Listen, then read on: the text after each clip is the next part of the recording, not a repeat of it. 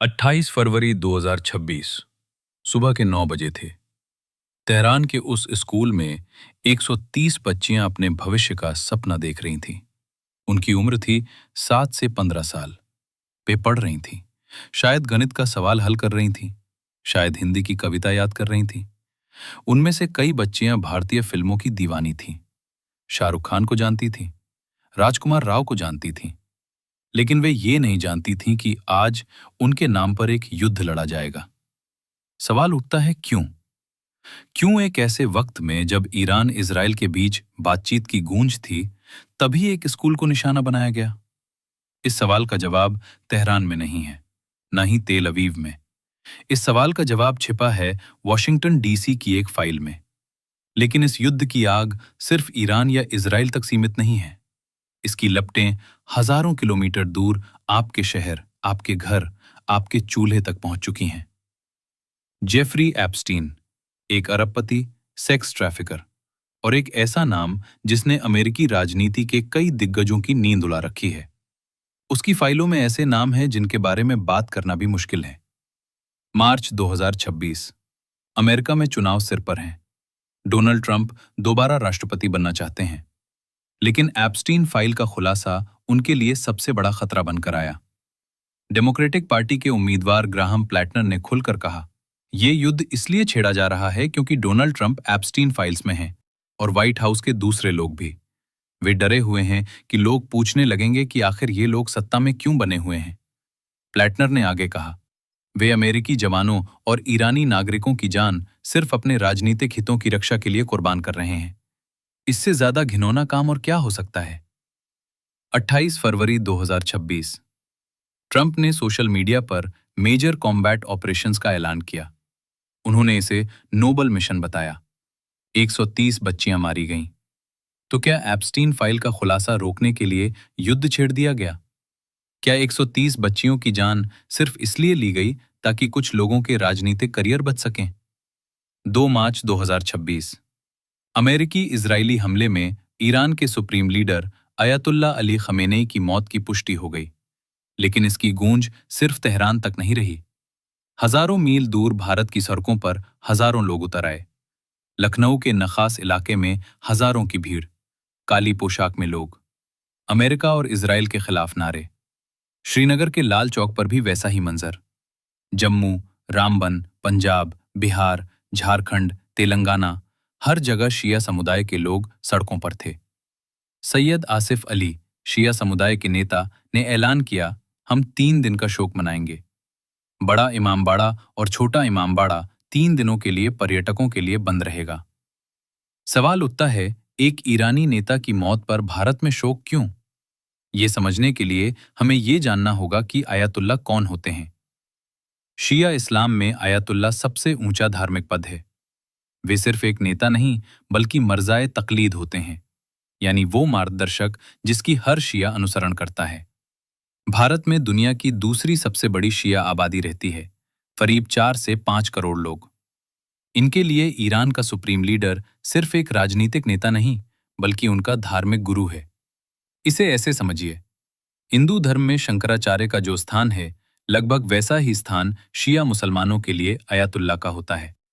अगर किसी देश में किसी शंकराचार्य की हत्या हो जाए और भारत में हिंदू इसके विरोध में सड़कों पर उतर आएं, तो क्या उन्हें देशद्रोही कहा जा सकता है? खामेनेई की मौत के बाद भारत में एक बहस छिड़ गई, नेशन ओवर रिलीजन। सवाल ये उठाया गया कि जब पहलगाम में आतंकी हमला हुआ था, तब ये लोग कहाँ थे? आइए इस सवाल का जवाब तथ्यों से देते हैं। पहलगाम हमले के बाद लखनऊ की ऐतिहासिक असफी मस्जिद के बाहर हजारों की भीड़ उमड़ पड़ी। मौलाना कल्बे जवाद नकवी के नेतृत्व में इकट्ठा हुए लोगों ने विरोध प्रदर्शन किया। प्रदर्शनकारियों ने नारे लगाए, down with terrorism, down with Pakistan, Hindu Muslim unity जिंदाबाद। उन्होंने पाकिस्तानी झंडे जलाए और शहीदों की आत्मा की शांति के लिए 2 मिनट का मौन रखा। फातिहा पढ़ी गई। मौलाना कल्बे जवाद नकवी ने कहा, जिन्होंने निहत्थे पर्यटकों की बेरहमी से हत्या की, वे इंसानियत के दुश्मन हैं। पाकिस्तान की 2 नेशन थ्योरी ही इस हमले की जड़ है, लेकिन ये कभी कामयाब नहीं होगी। हिंदू और मुसलमान सदियों से साथ रहे। इस घटना ने भारत में रहने वाले हर मुसलमान की भावनाओं को ठेस पहुंचाई है। हम सख्त कार्रवाई की मांग करते हैं। कश्मीर में भी लाल चौक पर हजारों लोगों ने प्रदर्शन किया। ग्रैंड मुफ्ती नसीरुल इस्लाम ने इस हमले को कायरता का कृत्य बताया। पूर्व मुख्यमंत्री महबूबा मुफ्ती खुद सड़कों पर उतरी। ये हम सब पर हमला है। एक और सवाल उठाया जाता है, जब बांग्लादेश में दीपू चंद दास की हत्या हुई तब कहां थे भारत के मुसलमान? ऑल इंडिया इमाम ऑर्गेनाइजेशन के चीफ इमाम डॉक्टर उमर अहमद इलियासी ने कहा, ये घटना इंसानियत को शर्मसार करने वाली है।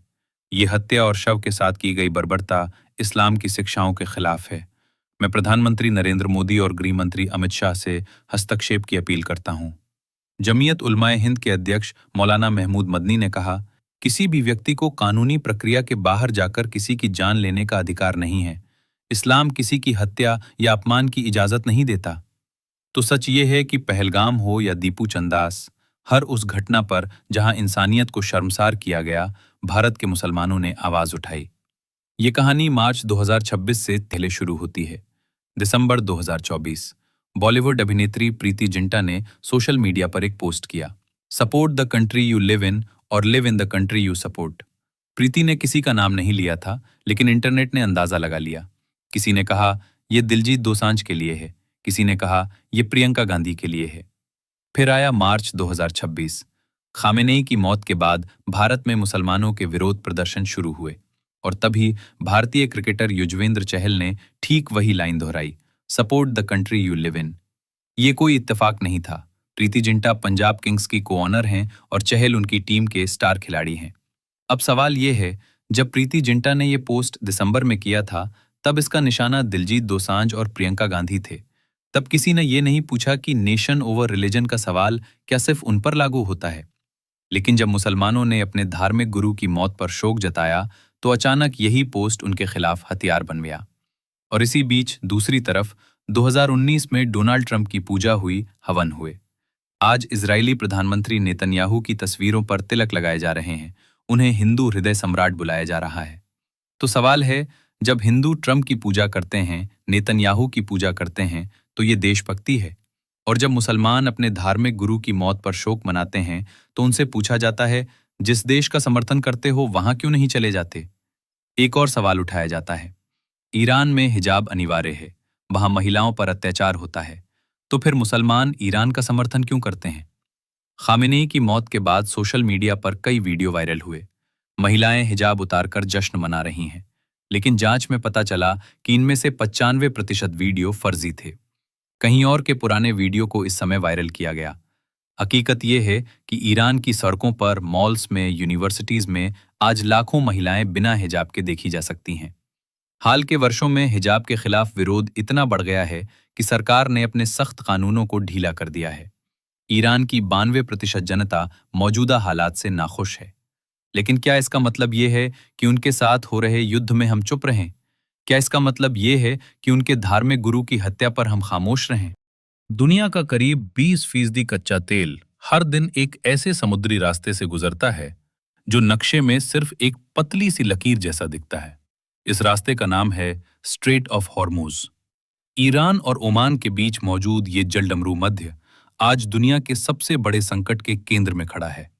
ईरान ने जब ये संकेत दिया कि ये रास्ता अमेरिका और इजराइल के लिए बंद किया जा सकता है, तो पूरी दुनिया के बाजार हिल गए। जहाजों की आवाजाही तेजी से कम हो गई। कई कप्तान अब इस रास्ते से गुजरने से डर रहे हैं। कुछ जहाजों को ही इजाजत मिल रही है, जबकि कई देशों के जहाज वापस लौट रहे हैं। इसका सबसे बड़ा असर भारत पर पड़ सकता है। भारत अपनी जरूरत का लगभग 88% कच्चा तेल विदेशों से खरीदता है। इसमें से करीब 60% तेल और बड़ी मात्रा में एलपीजी गैस इसी रास्ते से आती है। यानी हमारी ऊर्जा सुरक्षा की नब्ज सीधे इसी जलडमरू मध्य से जुड़ी हुई है। तेल की सप्लाई में जरा सी रुकावट भी आम लोगों की जिंदगी पर असर डालती है। गैस सिलेंडर महंगे होते हैं, पेट्रोल और डीजल के दाम बढ़ते हैं, ट्रांसपोर्ट महंगा होता है और फिर हर चीज की कीमत बढ़ने लगती है। आखिर में इसका बोझ उसी आम आदमी की जेब पर पड़ता है जो रोज मेहनत करके अपना घर चलाता है। सरकारी आंकड़े बताते हैं कि भारत के पास कुछ हफ्तों का तेल भंडार मौजूद है, लेकिन अगर संकट लंबा चलता है तो ये चुनौती और गंभीर हो सकती है। यही वजह है कि दुनिया की बड़ी ताकतें इस इलाके की हर हलचल पर नजर रखे हुए हैं। लेकिन इस पूरी कहानी में सबसे बड़ा सवाल सिर्फ तेल का नहीं है। सवाल ये भी है कि जब दुनिया में कोई संकट आता है, तो हम अपने ही समाज के लोगों से सवाल क्यों करने लगते हैं। खासकर भारत के मुसलमानों से अक्सर पूछा जाता है, तुम किसके साथ हो। भारत का संविधान हर नागरिक को अपने विचार रखने और अपने धर्म का पालन करने की आजादी देता है। इस देश की ताकत ही उसकी विविधता है। हमारे सैनिक, हमारे मजदूर, हमारे किसान हर धर्म और हर समुदाय से आते हैं। जब देश की बात आती है तो वे सिर्फ भारतीय होते हैं। युद्ध कभी धर्म नहीं देखता, वो सिर्फ इंसानों को नुकसान पहुंचाता है।